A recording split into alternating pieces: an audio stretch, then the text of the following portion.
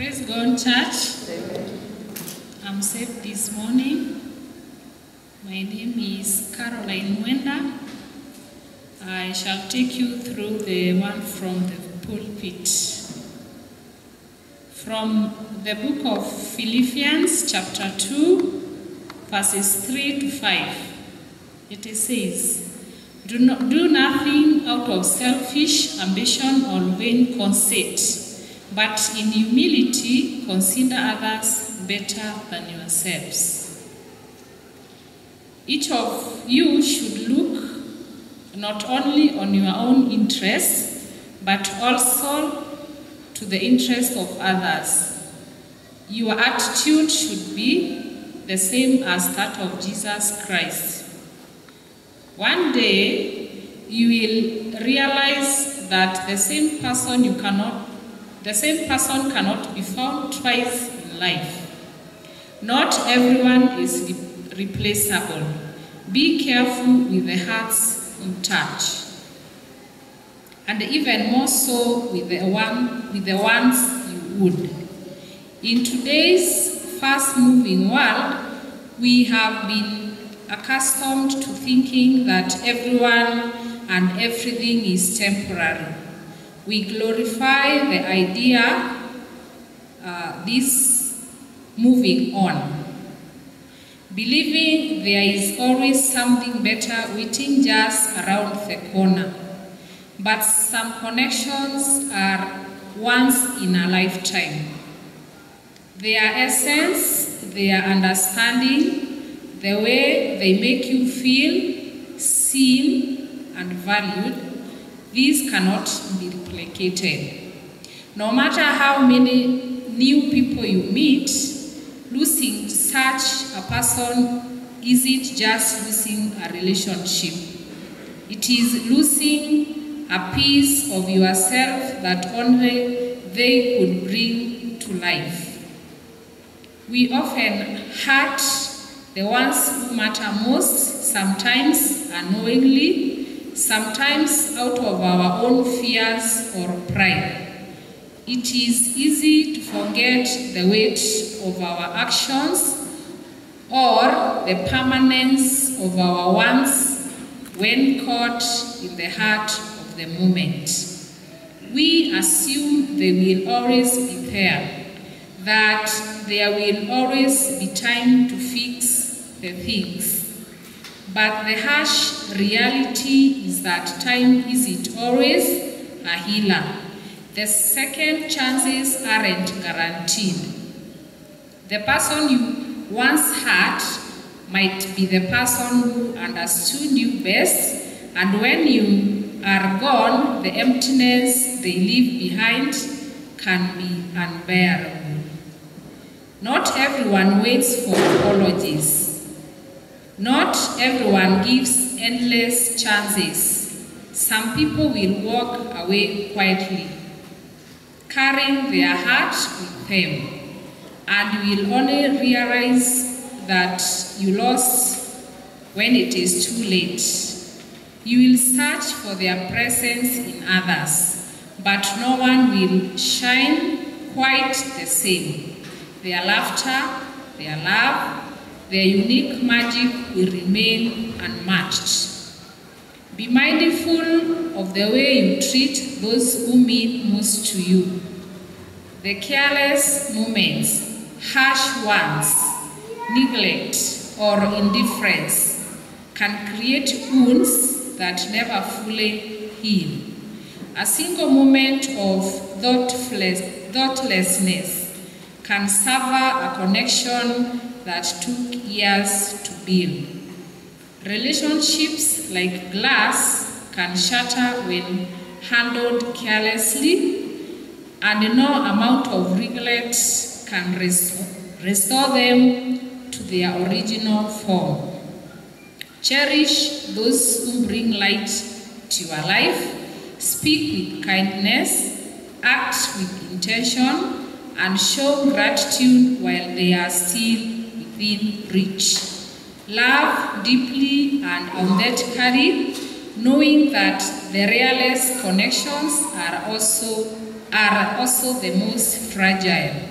Once gone, they may never return, and no substitute will ever fill the space they leave behind. Be careful who you hurt. Some souls bonds are irreplaceable. From Elder Anthony Wanyi, Session Clerk. Be blessed. Thank you. We can hear now our Bible readings, getting from the first reader.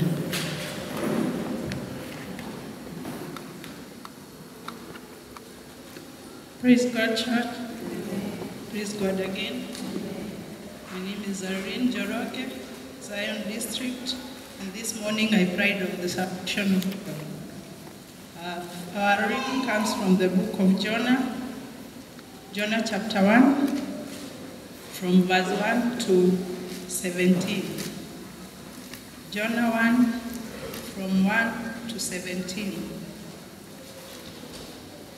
Yes, you can read. Now the word of the Lord came to Jonah, the son of Amittai, saying, Arise, go to Nineveh, that great city, and call out against it, for their evil has come up before me. But Jonah rose to flee to Tarshish from the presence of the Lord. He went down to Joppa and found a ship going to Tarshish. So he paid the fare and went down into it to go with them to Tarshish, away from the presence of the Lord. Verse 4. But the Lord hurled a great wind upon the sea, and there was a mighty tempest on the sea, so that the ship threatened to break up. Then the mariners were afraid, and each cried out to his God. And they hurled the cargo that was in the ship in the sea to lighten it from them. But Jonah had gone down into the inner part of the ship, and had laid down and was fast asleep. 6. So the captain came down and said to him, What do you mean, you sleeper? Arise, call out to your God. Perhaps the God will give a thought to us, that we may not perish. 7. And they said to one another, Come, let us cast lots, that we may know on whose accounts this evil has come upon us. They cast lots, and the lot fell on Jonah. Then they said to him, Tell us on whose account this evil has come upon us. What is your occupation, and where do you come from? What is your country, and what people are you? And he said to them, I'm a Hebrew, and I fear the Lord, the God of heaven, who made the sea and the dry land. 10. Then the men were exceedingly afraid, and said to him, What is this that you have done? For the men knew that he was free from the presence of the Lord, because he had told them. The reading continues.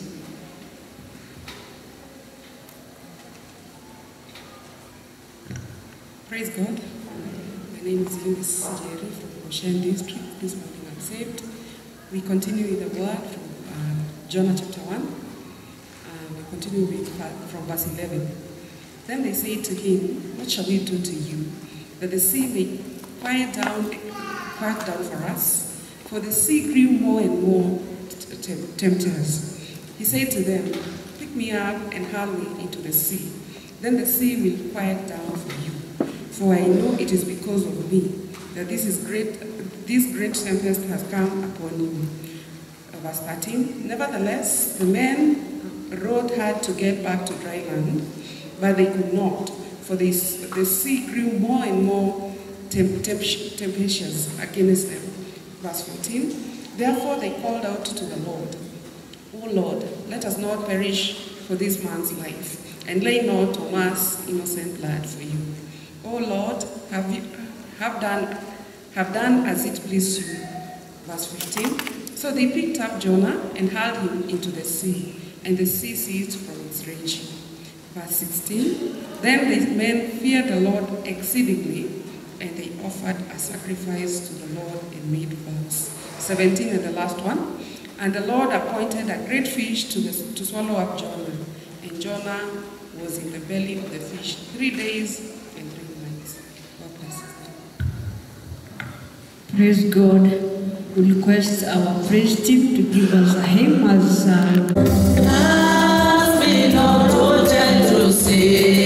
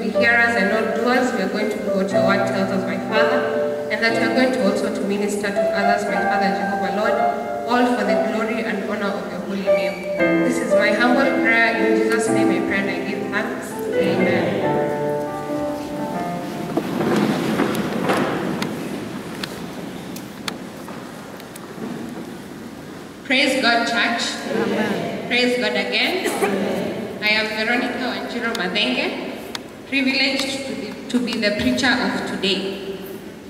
Menikubali na ubiri. Amen. So, as I was preparing for the sermon of today, I thought about a very interesting character. Now, this character, we all know him. He goes by the name Jonah. And when we hear about Jonah, the first thing that comes to my mind is how he was a very disobedient man to God. I don't know what you think about when you hear about Jonah, but mi nakumbuka tu akimezwa na samaki na akitapikwa, na tulikuwa tunaimbanga wimbo mingi sana tukiwa Sunday school. I think huyo ndo alikuwa my favorite character tukiwa Sunday school. Sikuwa naelewa aje mtu atamezwa na samaki irudi mtapike. Mungu ni wa mambo mingi. So apart from that, there are so many other things about Jonah that I want us to learn today, apart from the fact that he was a disobedient man. From the book of Jonah chapter 1, tunapewa the story of Jonah. And the word of God is saying that Jonah, Mungu alienda akampelekea neno lake. Na Jonah akaona, mimi uko siendi. Alimwambia, go and prophesy to the people of Nineveh and tell them that destruction is coming upon them. Last Sunday during the youth week, the theme was inspired to speak. Na ni kama Jonah hakukuwa inspired to speak. But we are all inspired to speak. Sindio? The theme is going on. So when Jonah was asked by God to go and prophesy, like we have all been called to be prophets and prophetesses, prophet, that one. Yes.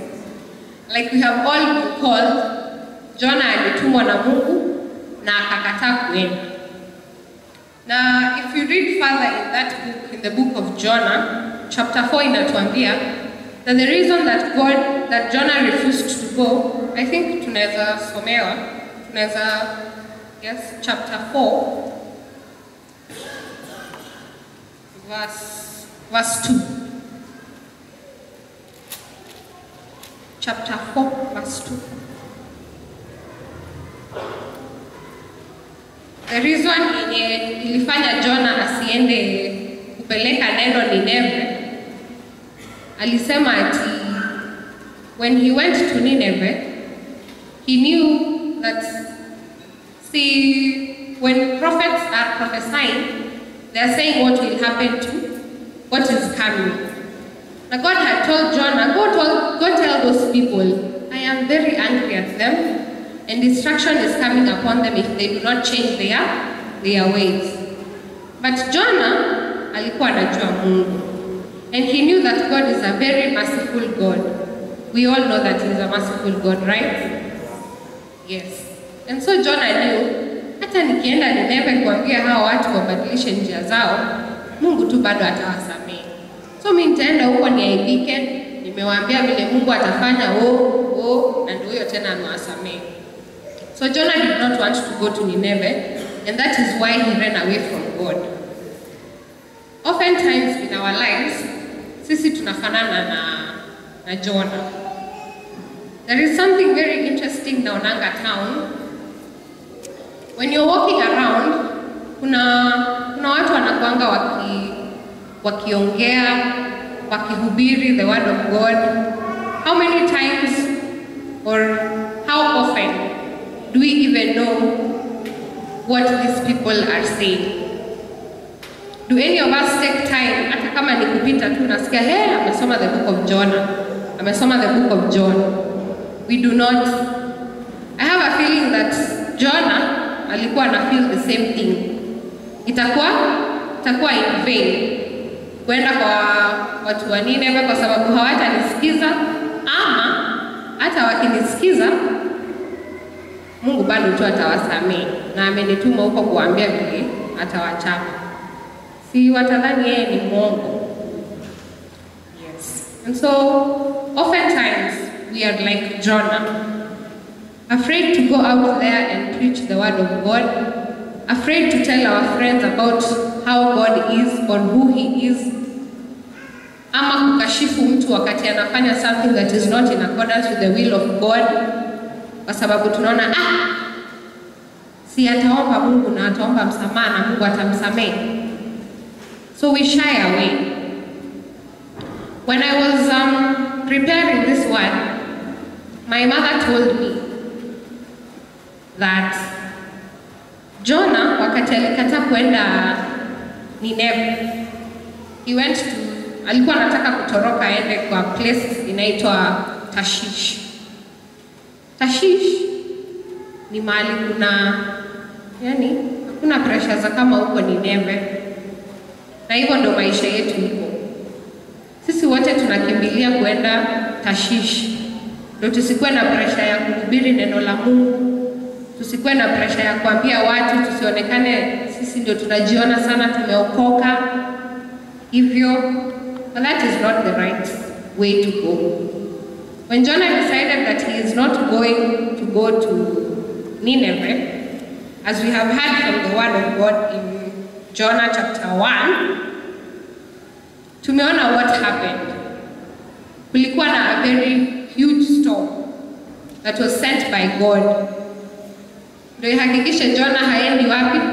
Haendi Tashish, ataenda Nineveh. Hata sisi tukiwa tumekaa hapo, God has given you something in your heart, be it a gift, is it a talent, is it the work that you do, is it preaching the word of God, because we are Christians, we are called to minister to others. Whatever you are doing, whatever you have been given by God, kindly do it. Because God will not let you go where? He will not let you go to Tashish. He will bring storms.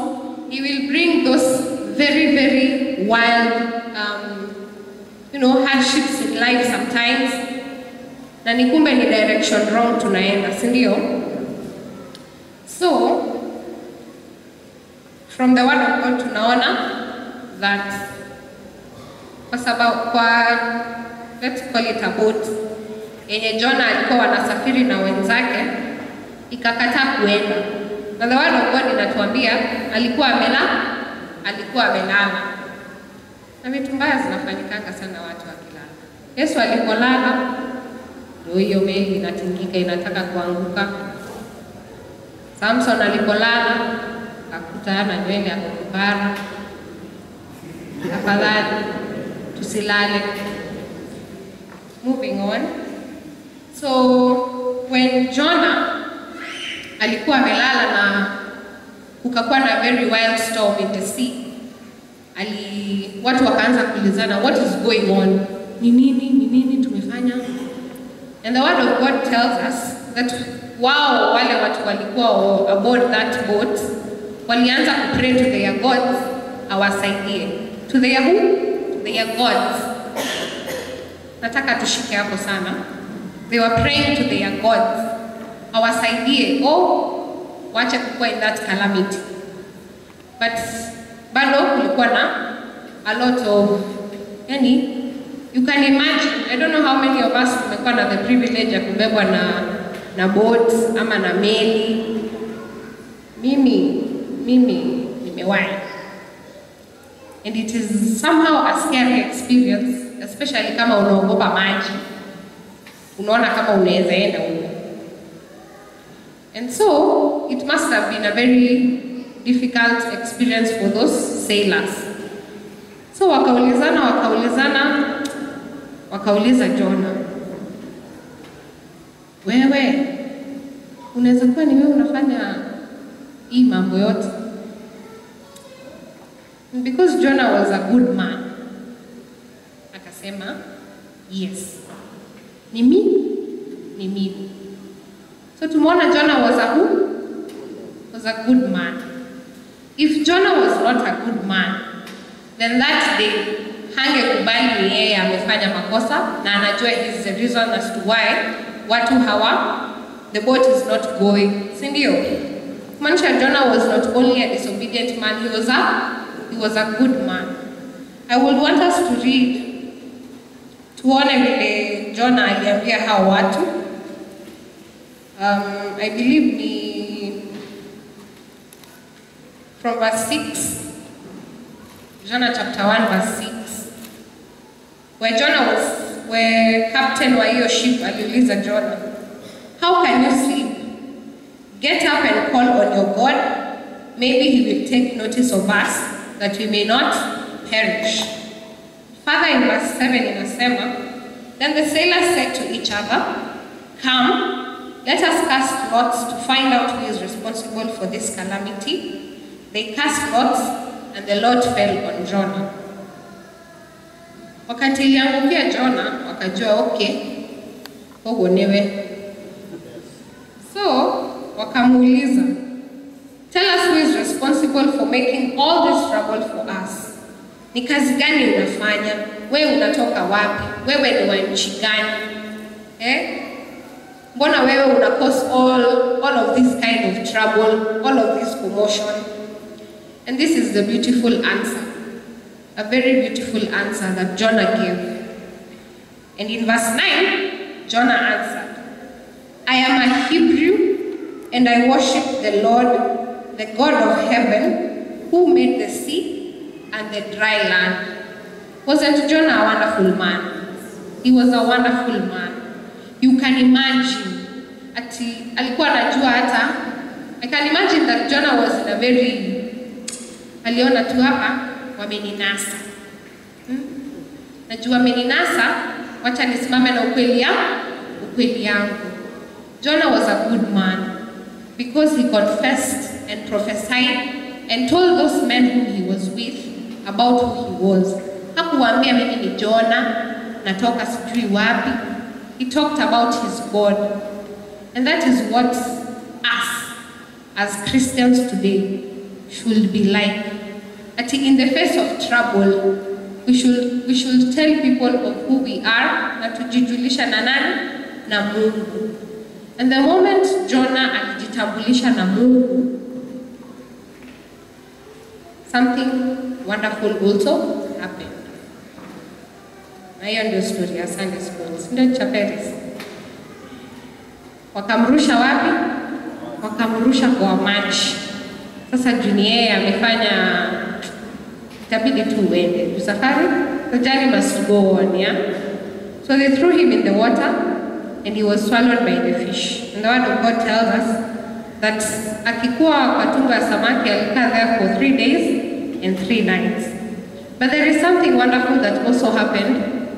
Kabla ama after a little bit, Jonah arushwe kwa maji, and that is what I want us also to focus on in the book from verse 17. Is it 17? No, verse 16.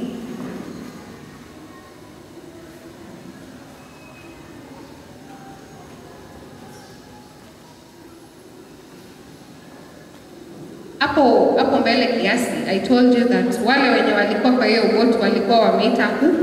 They are gods, yeah?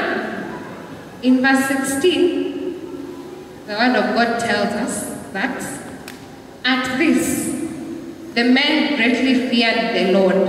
Unaiona iko in capital. It's no longer God, it is the Lord. And they offered a sacrifice to the Lord, and they made vows to him. Kwa hivyo Jonah, hata akikuwa disobedient akienda Tarshishi, akikataa kwenda Nineve, the moment alikubali that it is his God, na the reason they are facing all that kind of trouble ni kwa sababu hakusikiza Mungu. Aliambiwa aende mahali na hakuenda. He had told them that. Alikuwa ameambia the sailors in the ship that Mungu alinituma na nikakataa. I think it is there in verse 10. He had told them that he was running away from God. And so these people in this boat waliona Mungu wa Jonah sio Mungu wa kuchezea, si ndio? Ati akisema uende hivi na wewe unaenda hivi. hautaenda hivyo, because that is the kind of God our God is. So at the end of the day, Jonah not only confessed about his God, he not only ended up going back to Nineveh, but alifanya wale watu wenye hawako wanamwamini Mungu kwa hiyo boat wamwamini Mungu. Sisi kama Wakristo, wakati tuko mahali na watu na marafiki na familia zetu na watu ambao hawamjui Mungu, how many times do we tell those people about our God so that they can be saved, like the people who were in the boat with Jonah? It is very important, church, that we become like Jonah. Ati mtu akikwambia wewe kwa Jonah, usifikirie about the disobedient Jonah, because Jonah had very many other beautiful qualities. And the word of God also tells us that wakati alienda Nineveh, eventually, akaenda akawaambia what God had said. Because Ninevites were people who knew God, wote kuanzia the king to the least person in Nineveh walitoa nguo zao ambazo walikuwa wametengeneza, good clothes, expensive clothes, luxurious things, wakatoa and they put on sackcloth and they cried to their God because of the message that who delivered? Jonah, the disobedient Jonah. So church, God knows each and every one of us. Anajua the flaws that we have. Anajua that ametupea assignment na tuko na weaknesses in one way or another. But we are to become like who? Like Jonah. That even when it is difficult, that even though we want to be disobedient and we want to go in our own ways, let us remember that there are people who are depending on us, that Mungu atadeliver someone because of that brave move that you made to obey God. Let us be obedient. Let us choose to do what is right. And God will always bless us. See, God saved the life of Jonah. If he had not acknowledged that he was the one in the wrong, all of them would have perished in that boat. So God also had mercy on Jonah, because that is the kind of God he is. He is a merciful God. He is good and he is kind. And we should always seek to serve this God who is very wonderful. Be like Jonah. Go out there, tell people about God, and let God transform them. Tusibabaike, tusistuke ati hawatasikiza ama watatuona aje. Tell them about God, and God will do his part. And he will be faithful also unto you. He saved Jonah's life, he will save your life. So, kama tu wale watu wa Nineveh, pia nasi tujiangalie sana. Ni wapi tumekosea Mungu? Ni nini tumebalia ambayo inaweza fanya Mungu alikuwa ametukasirikia? Is it pride? Whatever it is, take it away.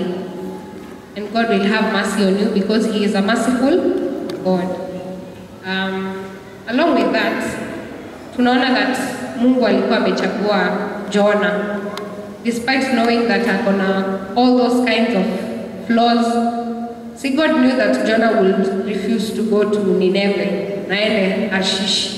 Hata Mungu anajua akikuja kwako utakataa tu kufanya kitu, lakini amekuchagua wewe because he also knows that you are a good person and he has put good qualities in you, and he will give you the strength and the grace to do whatever he has called you to do. And that is why from the guiding word, which comes from the book of 1 Peter, chapter 2, verse 9 to 10, the word of God is saying that we are a chosen generation, a royal priesthood, a holy nation, God's special possession, that we may declare the praises of him who has called us out of darkness into his wonderful light. We were once not a people, but now we are the people of God. We had once not received mercy, but now we have received mercy. We are the people that God has chosen in this given time to go and tell people of who he is.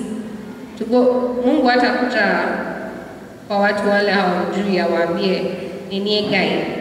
We are the ones who have been chosen by God to go out there and tell people about God, to prophesy about his wrath and His love and His goodness. Sindio?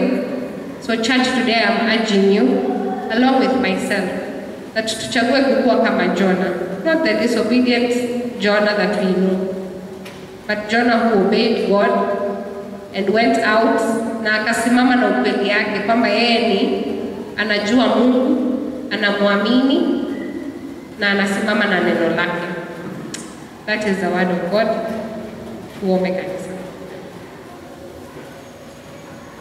Father, in the mighty name of Jesus, we humbly let ourselves again before you. We want to thank you because of your word, Jesus Christ. Father, we want to pray that King of glory, you know each and every one of us, my Father, the talents and the gifts that you have given us, my Father, King of glory. May you help us to go out there, King of Father, and be like Jonah. Help us not to shy away from telling people about who you are.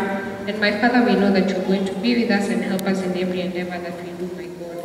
We worship you and we glorify your holy name. May you put in each and every one of us the grace and the desire to go out there to preach the word of God and to tell other people about you.